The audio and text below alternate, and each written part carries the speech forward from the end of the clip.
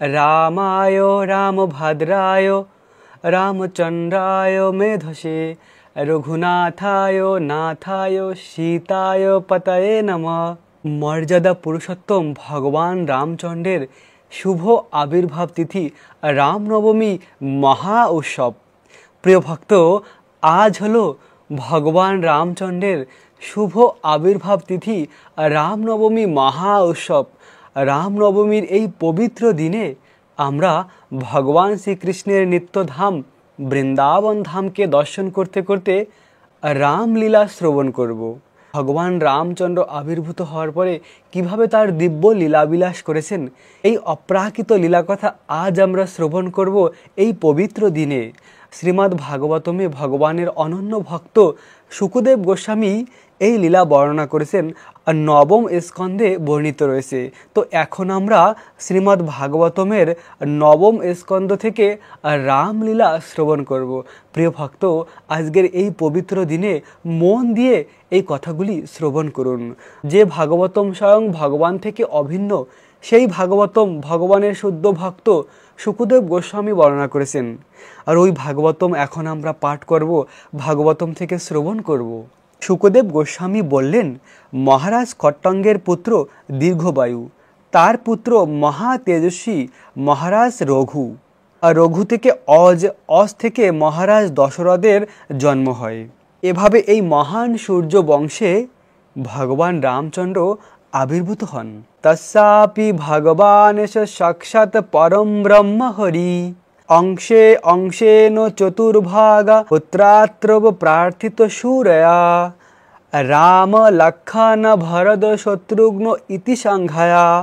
দেবতাদের প্রার্থনায় স্বয়ং পরম ব্রহ্ম ভগবান শ্রীহরি তার অংশের অংশ সহ আবির্ভূত হয়েছিলেন। তাদের নাম হলো রাম, লক্ষণ, ভরত এবং শত্রুঘ্ন। এইভাবে ভগবান চার মূর্তিতে মহারাজ দশরথের পুত্ররূপে অবতীর্ণ হয়েছিলেন। ভগবান শ্রী রামচন্দ্র এবং তার ভ্রাতা লক্ষণ, ভরত এবং শত্রুঘ্ন সকলেই হলেন বিষ্ণু তত্ত্ব। তারা জীবতত্ত্ব নয়। ভগবান বহুরূপে নিজেকে বিস্তার করেন। যেমন ব্রহ্মসংগীতায় বলা হয়েছে, অদ্বৈতম অচ্যুতম অনাদি অনন্ত রূপম। বিষ্ণুতত্ত্ব এক এবং অভিন্ন হওয়া সত্ত্বেও তারা বহুরূপে অবতার গ্রহণ করেন। এই কথাই ব্রহ্মসংগীতায় প্রতিপন্ন হয়েছেন। রামাদি মূর্তি কলা নিয়মা তিষ্ঠতি। রাম, লক্ষণ, ভরত, শত্রুঘ্ন আদি বহুরূপে ভগবান বিরাজমান এবং তার এই সমস্ত রূপ তার সৃষ্টির যে কোনো অংশে বিরাজমান থাকতে পারে। এই সমস্ত রূপ স্বতন্ত্র পরমেশ্বর ভগবান রূপে নিত্য। একটি দ্বীপ থেকে যেমন অন্য দ্বীপ প্রজ্বলিত হয়, যেমন সব কয়টি দ্বীপেই সমান শক্তি সম্মিলিত হয়, তেমনি ভগবানের বিভিন্ন অবতার সকলেরই পূর্ণ শক্তিমান পরমেশ্বর ভগবান শ্রী রামচন্দ্র, লক্ষণ, ভরত এবং শত্রুঘ্ন বিষ্ণু তত্ত্ব হওয়ার ফলে তারা সকলেই ছিলেন সমান শক্তি সম্পন্ন। দেবতাদের প্রার্থনার ফলে তারা মহারাজ দশরথের পুত্ররূপে এই জগতে অবতীর্ণ হয়েছিলেন। হে মহারাজ পরীক্ষিত, ভগবান শ্রী রামচন্দ্রের দিব্য কার্যকলাপ তত্ত্বদর্শী ঋষিদের দ্বারা বিস্তারিতভাবে বর্ণিত হয়েছে। যেহেতু আপনি বারবার সীতাপতি শ্রী রামচন্দ্রের চরিত্র শ্রবণ করেছেন, তাই আমি তা সংক্ষেপে বর্ণনা করব। শুকদেব গোস্বামী মহারাজ পরীক্ষিতকে পুরো ভাগবতম শ্রবণ করিয়েছে। তো এভাবে নবম স্কন্ধে বর্ণিত রয়েছে ভগবান রামচন্দ্রের লীলা। যিনি পিতার আদেশ পালন করার জন্য রাজ্য পরিত্যাগ করে প্রিয় পত্নী সীতাদেবীর সুকোমল স্পর্শ কোমল চরণের দ্বারা বনে বনে বিচারণ করেছিলেন। বানররাজ হনুমান এবং তার ভ্রাতা লক্ষণ তার বন ভ্রমণের তার সঙ্গেই ছিলেন। যিনি সীতাদেবীর স্বয়ংবরে পৃথিবীর সমস্ত বীরদের মধ্যে হরধনু ভঙ্গ করেছিলেন। সেই ধনুক এত ভারী ছিল যে 300 মানুষকে তার বহন করতে হতো, কিন্তু ভগবান শ্রী রামচন্দ্র সেই ধনুককে ভেঙেছিলেন। যেমন একটি হস্তি শাবক ইক্ষুদ ভঙ্গ করে, অর্থাৎ যে আঁক আমরা খেয়ে থাকি, সেই আঁক যেভাবে একটি ভেঙে দেয় খুব সহজেই, তেমন ভাবেই ভগবান রামচন্দ্র এভাবে হরধনুকে ভেঙেছিল। ভগবান রামচন্দ্র সীতাদেবীর পানি গ্রহণ করেছিলেন। যিনি প্রকৃতির সৌন্দর্য, গুণ এবং স্বাভাবিকভাবেই তারই সমতুল্য ছিলেন। বস্তুতপক্ষে তিনিই ছিলেন তারই বক্ষ বিলাসিনী নিত্য সহচারিণী লক্ষ্মীদেবীর স্বয়ংবর সভায় তাকে জয় করে শ্রী রামচন্দ্র যখন গৃহে প্রত্যাবর্তন করেছিলেন, তখন তার সঙ্গে পরশুরামের সাক্ষাৎ হয়। পৃথিবীকে 21 বার ক্ষত্রিয় শূন্য করার ফলে পরশুরাম অত্যন্ত গর্বিত ছিলেন, কিন্তু ক্ষত্রিয় রাজকুলের আবির্ভূত হয়ে ভগবান তার দর্প হরণ করেছিলেন। পরশুরামের দর্প হরণ করেছিলেন ভগবান রামচন্দ্র। পিতার আদেশ পালন করার জন্য ভগবান রামচন্দ্র তার রাজ্য, ঐশ্বর্য, আত্মীয় স্বজন, বন্ধু বান্ধব এবং অন্য সব কিছু পরিত্যাগ করে বনে গমন করেছিলেন। ঠিক যেভাবে একজন মুক্ত পুরুষ সমস্ত আসক্তি পরিত্যাগ করে তার প্রাণ ত্যাগ করেন। মহারাজ দশরথের 3 জন পত্নী ছিল। তাদের অন্যতম কৈকেয়ীর সেবায় অত্যন্ত সন্তুষ্ট হয়ে তিনি তাকে বর দিতে চেয়েছিলেন, কিন্তু কৈকেয়ী সেই বর তখন গ্রহণ করেনি। তিনি বলেছিলেন যখন প্রয়োজন হবে তখন তিনি সেই বর গ্রহণ করবেন। ভগবান শ্রী রামচন্দ্রের অভিষেকের সময় কৈকেয়ী দশরথের কাছে এসে অনুরোধ করেছিলেন তার পুত্র ভরতকে যেন রাজ সিংহাসনে অধিষ্ঠিত করা হয় এবং শ্রী রামচন্দ্রকে যেন বনে পাঠানো হয়। প্রতিজ্ঞারূপ পাশের বন্ধনে আবদ্ধ মহারাজ দশরথ তার পত্নীর নির্দেশ অনুসারে ভগবান রামচন্দ্রকে বনে যেতে বলেন। পিতৃভক্ত পুত্ররূপে ভগবান তৎক্ষণাৎ সেই আদেশ ধার্য করে মুক্ত পুরুষ বা যোগীরা যেভাবে জড় বিষয় আসক্তিশূন্য হয়ে জীবন ত্যাগ করে, ঠিক তেমনই ভগবান সবকিছু পরিত্যাগ করে বনে গমন করেছিলেন। ভগবান শ্রী রামচন্দ্র রাবণের বোন শূর্পণখার কান নাক ছিন্ন করে তার বিকৃত করেছিলেন। শূর্পণখাকে ভগবান তার উপযুক্ত দণ্ড দিয়েছিলেন। হে মহারাজ পরীক্ষিত, রাবণ যখন দেবী সীতার সৌন্দর্যের কথা শুনেছিলেন তখন তার চিত্তে কামনা বাসনার উৎপত্তি হয়েছিল। সে তখন সীতাদেবীকে হরণ করার বাসনায় শ্রী রামচন্দ্রের আশ্রমে থেকে দূরে নিয়ে যাওয়ার উদ্দেশ্যে একটি স্বর্ণ মৃগের রূপধারী মরীচিকে সেখানে পাঠিয়েছিলেন এবং রামচন্দ্র সেই অদ্ভুত মৃগটিকে দর্শন করে তার দ্বারা আকৃষ্ট হয়ে তার আশ্রম থেকে দূরনীত হয়েছে এবং মহাদেব যেভাবে দক্ষকে বধ করেছিল সেইভাবেই তিনি তীরের দ্বারা সেই হরিণটিকে বধ করেছিলেন। ভগবান শ্রী রামচন্দ্র যখন সেই হরিণকে অনুসরণ করতে করতে বনের ভিতরে প্রবেশ করেছিলেন তখন লক্ষণও অনুপস্থিত ছিলেন। তখন রাক্ষসরাজ রাবণ বাঘ যেভাবে মেষ পালকের অনুপস্থিতিতে মেষ অপহরণ করে, ঠিক তেমনি বিদাহ রাজের কন্যা সীতাদেবীকে অপহরণ করেছিলেন। তখন ভ্রাতা লক্ষণ সহ ভগবান শ্রী রামচন্দ্র তার পত্নীর বিরহে যেমন অত্যন্ত কাতর হয়ে বনে বনে বিচরণ করেছিলেন, এইভাবে তিনি তার ব্যক্তিগত দৃষ্টান্তের দ্বারা স্ত্রীর সঙ্গে সুখময় পরিণতির প্রদর্শন করেছিলেন। রাবণ তখন সীতাদেবীকে অপহরণ করে। রাবণ যখন সীতাদেবীকে অপহরণ করে তখন পক্ষীরাজ জটায়ু তাকে বাধা দেয়, কিন্তু শক্তিশালী রাবণ যুদ্ধে জটায়ুকে পরাজিত করে তার পাদচ্ছেদ করে শ্রী রামচন্দ্র যখন সীতাদেবীর অন্বেষণ করেছিলেন তখন মৃতপ্রায় জটায়ুর সঙ্গে তার সাক্ষাৎ হয় এবং জটায়ু তখন জানায় যে রাবণ সীতাদেবীকে অপহরণ করেছে।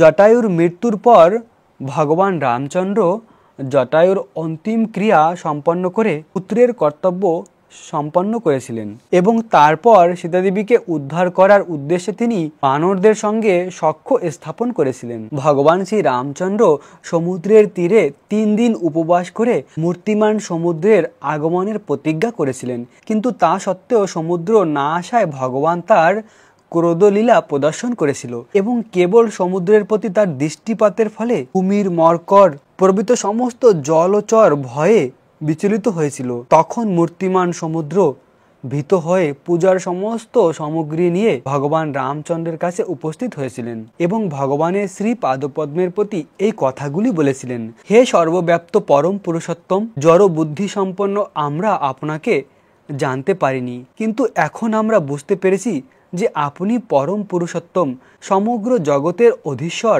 নির্বিকার আদি পুরুষ। সত্যগুণ থেকে দেবতারা আবির্ভূত হয়েছেন, রজগুণ থেকে প্রজাপতিদের আবির্ভাব হয়েছে এবং তমগুণ থেকে রুদ্রদের আবির্ভূত হয়েছে, কিন্তু আপনি এই সমস্ত গুণের একমাত্র অধীশ্বর। সমুদ্রের দেবী স্বয়ং প্রকাশ হয়ে এভাবে ভগবানের কাছে প্রার্থনা করেছিলেন, হে ভগবান, আপনি আপনার ইচ্ছা মতন আমার জল ব্যবহার করুন এই জল অতিক্রম করে আপনি ত্রিভুবনের ক্লেশদায়ক রাবণের পুরী লঙ্কায় গমন করে রাবণকে বিনাশ করুন। আপনার পত্নী সীতাদেবীকে পুনর্প্রাপ্ত হন। হে মহাবীর, যদিও আমার জল আপনার লঙ্কায় গমনের কোনো রকম বাধা প্রদান করতে পারে না, তবু আপনি আপনার কীর্তি বিস্তার করার জন্য একটি সেতু বন্ধন করুন। আপনার এই অসাধারণ কর্ম দর্শন করে ভবিষ্যতে সমস্ত বীর এবং রাজারা আপনার মহিমা কীর্তন করবে। শ্রীল শুকদেব গোস্বামী বললেন, বানর শ্রেষ্ঠদের হস্তের দ্বারা পরিপূর্ণ বিবিধ গিরিশৃঙ্গারের দ্বারা সমুদ্রের উপর সেতু নির্মাণ করে বিভীষণের পরামর্শে শ্রী রামচন্দ্র, সুগ্রীব, নীল, হনুমান ভূত সৈন্যগণ সহ রাবণের রাজধানী লঙ্কায় প্রবেশ করেছিলেন, যা পূর্বে হনুমানের দ্বারা দগ্ধ হয়েছিল।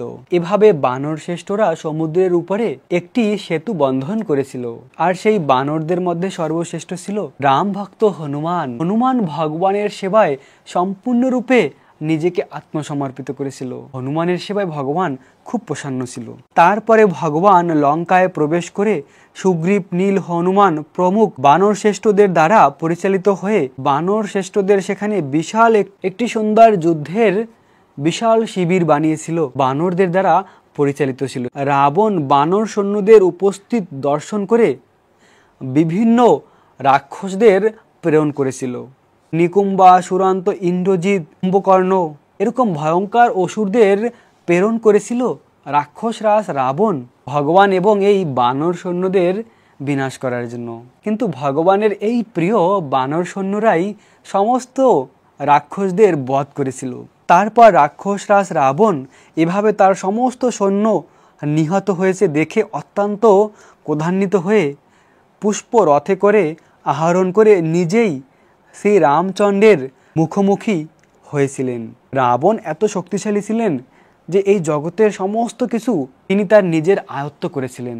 দেবরাজ ইন্দ্রের যে সারথি, তাকেও তিনি নিজের সারথি বানিয়ে নিয়েছিলেন। কিন্তু এত শক্তিশালী হলেও যখন কেউ পাপ কর্মে লিপ্ত হয় তখন তার শক্তি ক্ষীণ হয়ে যায়। আর ঠিক তেমনই ভগবান রামচন্দ্রের তীক্ষ্ণ বাণের আঘাতের দ্বারা রাবণ এখানে আহত হত। ভগবানের শক্তি হলো অসীম আর ভগবানের করুণাও অসীম। রাবণ অতি কষ্ট সাধনা করে লঙ্কা রাজ্য প্রাপ্ত হয়েছিল। তার একটি মাথাকে কেটে ভগবান শিব শঙ্করকে সমর্পিত করেছিল। যখন 10 মাথা কেটে সমর্পিত করেছিল তখন তিনি লঙ্কার রাজ্য পেয়েছিল। আর যখন বিভীষণ ভগবান রামচন্দ্রকে এসে প্রণাম করেছিল, প্রণাম করার সঙ্গে সঙ্গে ভগবান লঙ্কার রাজ্যকে বিভীষণকে দান করেছিল। এখানে রাবণ কত কষ্ট করে লঙ্কাকে প্রাপ্ত করেছিল 10 মাথা কেটে দিয়ে আহুতি করার পরে। আর শুধুমাত্র ভক্ত ভগবানকে প্রণাম করে এরকম রাজ্যকে লাভ করতে পারে। তাই তো সবসময় ভগবানের আরাধনা করা উচিত, ভগবানকেই ভালোবাসা উচিত। ভগবান এত দয়ালু, প্রণাম করা মাত্রই রাজ্য দান করেছে। তো এভাবে অসীম শক্তি সম্পন্ন ভগবান তার তীক্ষ্ণ বাণের দ্বারা রাবণকে আহত করেছিল। ভগবান শ্রী রামচন্দ্র রাবণকে বলেছিল, তুমি রাক্ষসদের মধ্যে সবচাইতে নিকৃষ্ট। প্রকৃতপক্ষে তুমি তাদের বিষ্ঠা সমতুল্য।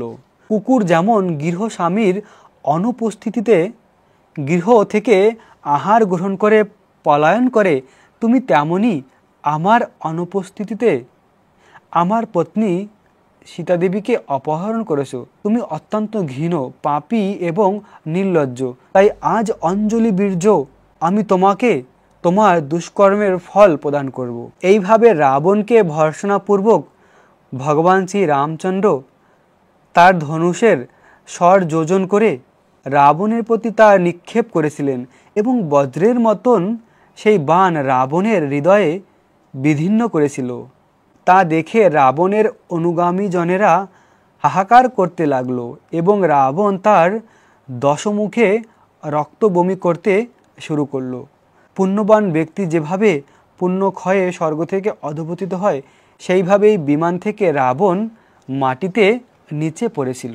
তারপর রাবণের পত্নী মন্দাদরী আদি রাক্ষসীরা, যাদের পতিগণ যুদ্ধক্ষেত্রে নিহত হয়েছিল, তারা লঙ্কা থেকে বেরিয়ে ক্রন্দন করতে করতে রাবণ এবং অন্যান্য রাক্ষসদের মৃতদেহের সামনে এসে আগমন হয়েছিলেন। রাবণের পত্নী এভাবে রাবণের কাছে এসে হৃদয়ে বলছিলেন, হে প্রভু, হে নাথ, তুমি জনসমূহের কষ্টের কারণ রূপ ছিলে এবং তাই তোমার নাম ছিল রাবণ। কিন্তু এখন তুমি পরাজিত হয়েছো বলে আমরাও পরাজিত হয়েছি, কারণ তোমার লঙ্কাপুরী এখন শত্রুদের দ্বারা বিজয়ী হয়েছে। এখন তার শরণাগত হবে। রাবণের পত্নী মন্দাদরী এবং অন্য পত্নীরাও জানতো যে রাবণ কত নিষ্ঠুর ছিল। রাবণ শব্দটির অর্থ হচ্ছে যে জনসাধারণের ক্রন্দনের কারণ। রাবণ সর্বদা অন্যের কষ্টের কারণ স্বরূপ ছিল, কিন্তু যখন তার পাপের চরম পরিণতি রূপে সে সীতাদেবীকে কষ্ট দিয়েছিল, তখন ভগবান শ্রী রামচন্দ্র তাকে বধ করেছিল। হে মহাভাগ্যবান, আপনি কামের অধীন হয়ে সীতাদেবীর প্রভাব জানতে অসমর্থ হয়েছিলেন। এখন তার অভিশাপের ফলে আপনি শ্রী রামচন্দ্রের দ্বারা নিহত হয়ে এই অবস্থা প্রাপ্ত হয়েছেন। এভাবে রাবণের পত্নী মন্দাদরী রাবণের মৃতদেহর পাশে বসে বলছিলেন, হে রাক্ষসরাজ, আপনার কারণেই লঙ্কা এবং আমরা পতিহীন হয়েছি। আপনার কর্মর দ্বারাই আপনার দেহকে শকুনের ভক্ষণ করেছেন এবং নিজেকে নরকগামী করেছেন। শুকদেব গোস্বামী বললেন, কৌশলরাজ শ্রী রামচন্দ্র ভগবান এত দয়ালু? তখন বিভীষণকে বললেন যে তার আত্মীয় স্বজন এবং তার ভ্রাতা রাবণের জন্য অন্তঃক্রিয়া সম্পন্ন করার জন্য ভগবান তাদের কল্যাণের জন্য এই অন্তঃক্রিয়া সম্পন্ন করতে বললেন, যার মাধ্যমে রাবণ আর বাকি রাক্ষসেরা যেন নরকগামী থেকে রক্ষা পায়।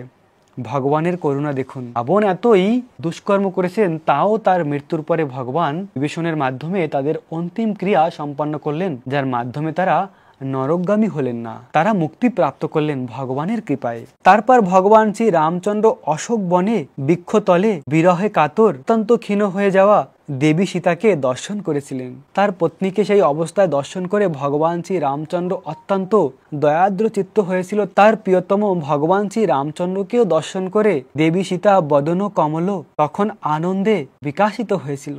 তখন ভগবান বিভীষণকে কল্পান্তর পর্যন্ত লঙ্কা রাক্ষসদের আধিপত্য প্রদান করেন। ভগবান শ্রী রামচন্দ্র দেবী সীতাকে নিয়ে পুষ্প রথে স্থাপন করেন। সমস্ত বানর, হনুমান, সুগ্রীব ও ভ্রাতা লক্ষণ সহ অযোধ্যায় প্রত্যাবর্তন করেছিলেন। ভগবান এভাবে বিভীষণকে রাজা বানিয়ে সবাইকে নিয়ে দিব্য বিমানে করে অযোধ্যায় প্রত্যাবর্তন করেছিলেন। এভাবে ভগবান অযোধ্যায় পৌঁছানোর পরে শুনতে পেলেন যে তার ভাই ভরত তিনি যাওয়ার পর থেকেই শুধুমাত্র গোমূত্র পান করে আর বনে যেমন বাস করে তেমনি তিনি মাটিতে দিন যাপন করছিলেন অতি কষ্টে ভগবানের বিরহে। ভরত যখন জানতে পেরেছিলেন যে ভগবান শ্রী রামচন্দ্র তার রাজধানী অযোধ্যায় ফিরেছেন, তখন তিনি শ্রী রামচন্দ্রের পাদুকা মস্তকে ধারণ করে নন্দী গ্রামে তার শিবির থেকে বেরিয়ে এসেছিলেন। তো সমস্ত নাগরিকেরা ভগবান শ্রী রামচন্দ্রকে সম্বর্ধনা জানাতে গিয়েছিলেন। সবাই ভগবানের মহিমা কীর্তন করেছিলেন এবং ব্রাহ্মণেরা উচ্চারণ করেছিলেন বৈদিক মন্ত্র। আনন্দ মুখর শোভাযাত্রার মাধ্যমে ভগবানকে স্বাগত জানিয়েছিল সমস্ত অযোধ্যাবাসীরা। এইভাবে ভরত তার জ্যেষ্ঠ ভ্রাতা শ্রী রামচন্দ্রের পদতলে নিপীত হয়েছিলেন। তার হৃদয় তখন বিধরিত হয়েছিল এবং আনন্দে তার নয়ন অশ্রু দিয়ে ভগবানের অভিষেক করেছিল। ভরত শ্রী রামচন্দ্রের সামনে তার পাদুকা দুটি সমর্পণ করে অশ্রুপূর্ণ নয়নে কৃতাঞ্জলি পুটে দাঁড়িয়ে রইলেন। তখন শ্রী রামচন্দ্র তার অশ্রু জলে ভরতকে স্নান করিয়েছিলেন, গলায় আলিঙ্গন করেছিলেন। সীতা দেবী এবং লক্ষণ সহ শ্রী রামচন্দ্র নিবেদিত পূজা গ্রহণ করলেন এবং অযোধ্যার প্রজাবিন্দুও তখন ভগবানকে তাদের শ্রদ্ধা প্রণীত নিবেদন করেছিলেন। অযোধ্যা নগরীতে দীর্ঘ অনুপস্থিতের পরে ভগবান তার রাজ্যে প্রত্যাবর্তন দেখে তাকে মাল্য প্রদান করেছিলেন এবং তারা আনন্দে নৃত্য কীর্তন করেছিলেন। ভগবান শ্রী রামচন্দ্র রাজা হয়েছিলেন ত্রেতা যুগে, কিন্তু যেহেতু তার শাসন ব্যবস্থা ছিল অত্যন্ত সুন্দর, তাই তখনকার অবস্থা হয়েছিল ঠিক সত্যযুগের মতন, যেখানে সকলেই ছিল ধর্মপরায়ণ এবং সর্বত্রভাবে তারা সুখী ছিল। মর্যাদা পুরুষোত্তম ভগবান শ্রী রামচন্দ্র যখন এই পৃথিবীতে রাজত্ব করেছিলেন, তখন সমস্ত দৈহিক এবং মানসিক ক্লেশ, ব্যাধি, জরা, সন্তাপ, দুঃখ, শোক, ভয়, ক্লান্তি সম্পূর্ণরূপে অনুপস্থিত ছিল। এমনকি ইচ্ছা না করলে মৃত্যুও কারো কাছে উপস্থিত হতো না। আর ওই রাজ্যে সকলে ধর্ম পালন করত আর সবাই দুঃখ ক্লেশ মুক্ত ছিল, সবাই ছিল পরম আনন্দে। এবং কি মৃত্যুও তাদের ইচ্ছার মতন হতো, তাদের ইচ্ছা না হলে মৃত্যুও তাদের কাছে আসতো না। এরকম ভগবান রামচন্দ্রের রাম রাজত্ব ছিল। শ্রী রামচন্দ্র কেবল একজন মাত্র পত্নী গ্রহণ করার জন্য রমণীর সঙ্গে কোনো প্রকার সম্পর্ক না রাখার ব্রত করেছিলেন। তিনি ছিলেন একজন রাজর্ষি এবং তার চরিত্র ছিল রাগ, দেশ আদি কলুষ থেকে সম্পূর্ণরূপে মুক্ত। তিনি সকলকে সদাচারের শিক্ষা দিয়েছেন। দেবী সীতা ছিলেন অত্যন্ত কোমল হৃদয়ের, শ্রদ্ধাশীল, লজ্জাবতী, গুণবতী এবং সম্পূর্ণরূপে পবিত্র। তিনি সর্বদা তার পতির মনোভাব বুঝতে পারতেন। এইভাবে তার চরিত্র, প্রেম এবং সেবার দ্বারা তিনি ভগবান শ্রী রামচন্দ্রের চিত্ত সর্বত্রভাবে আকর্ষণ করেছিলেন। দেবী সীতার গুণমহিমা ছিল অপার গুণমহিমা। ভগবানের এই অমৃতময় রাম কথা যারা মন দিয়ে শ্রবণ করবে তারা এই ভববন্ধন মুক্ত হয়ে ভগবানের প্রেম ভক্তি লাভ করবে। ভগবান এভাবে অযোধ্যায় ফিরে আসে। পুরো অযোধ্যা আনন্দময় হয়ে উঠেছিল। আর সেই অযোধ্যার সেই আনন্দ বর্ণনার অতীত, এরকম আনন্দময় হয়ে উঠেছিল। তো এভাবে আজকের এই পবিত্র দিনে ভগবান রামচন্দ্র আবির্ভূত হয়েছিলেন। ভগবান রামচন্দ্র আবির্ভূত হয়ে এমন সুন্দর লীলা করেছে। ভগবানের এই লীলা কথা শ্রবণ করলে, ভগবানের কথা চিন্তন করলে অপ্রাকৃত আনন্দ লাভ করা যায়। আর আজকের এই দিন অতি পবিত্র রামনবমীর দিন। রামনবমীর এই দিনে ভগবান রামচন্দ্রের জন্য সকলের উপবাস পালন করা উচিত। যেহেতু ভগবান রামচন্দ্র মধ্যাহ্নকালে আবির্ভূত হয়েছেন, তাই তো দুপুর 12টা পর্যন্ত উপবাস রাখার বিধি রয়েছে। দুপুর 12টার পরে আপনারা প্রসাদ গ্রহণ করুন। ভগবানের জন্য অনেক কিছু বানিয়ে ভগবানকে অর্পণ করুন, তারপরে সেই মহাপ্রসাদ গ্রহণ করুন। প্রিয় ভক্ত, আপনাদের সকলকে রামনবমীর অনেক অনেক শুভেচ্ছা, অভিনন্দন। আশা করি আপনারা সকলে রামনবমীর ব্রত পালন করে ভগবান রামচন্দ্রের বিশেষ কৃপা লাভ করবেন। আপনাদের সকলকে রামনবমীর অনেক অনেক শুভেচ্ছা, অভিনন্দন। জয় জয় ভগবান রামচন্দ্র কি, रामनवमी महा उत्सव की जय। जय राम भक्त हनुमान बागेश्वर धाम की, भक्त श्रेष्ठ हनुमान की। हरे कृष्ण कृष्ण कृष्ण हरे हरे, हरे राम राम राम हरे हरे।